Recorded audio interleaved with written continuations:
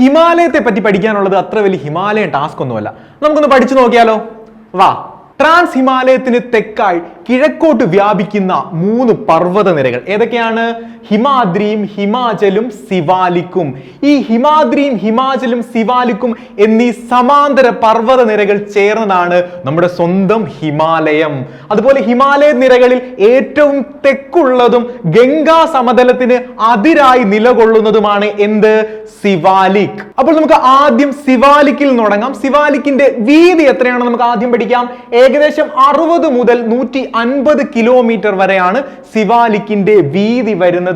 ഹിമാലയത്തിന്റെ ഏറ്റവും പുറമെയുള്ള ഭാഗം ആയതിനാൽ ഇതിനെ ഔട്ടർ ഹിമാലയ, എന്താണ് ഔട്ടർ ഹിമാലയ എന്നും അറിയപ്പെടുന്നു. ഇനി സിവാലിക്കിന് വടക്കായി സമുദ്രനിരപ്പിൽ നിന്നും 3500 മുതൽ 4500 മീറ്റർ വരെ ശരാശരി ഉയരമുള്ള പർവ്വതനിര ഏതാണ്? നമ്മുടെ സ്വന്തം ഹിമാചലാണ്.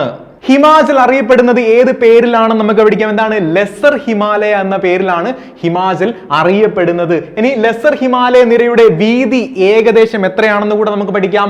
60 മുതൽ 80 കിലോമീറ്റർ വരെയാണ് ലെസർ ഹിമാലയയുടെ വീതി വരുന്നത്. ഇനി ഗ്രേറ്റർ ഹിമാലയം, ഇന്നർ ഹിമാലയം എന്നീ പേരുകളിൽ അറിയപ്പെടുന്ന പർവ്വതനിര ഏതാണ്? അത് ഹിമാദ്രിയാണ്.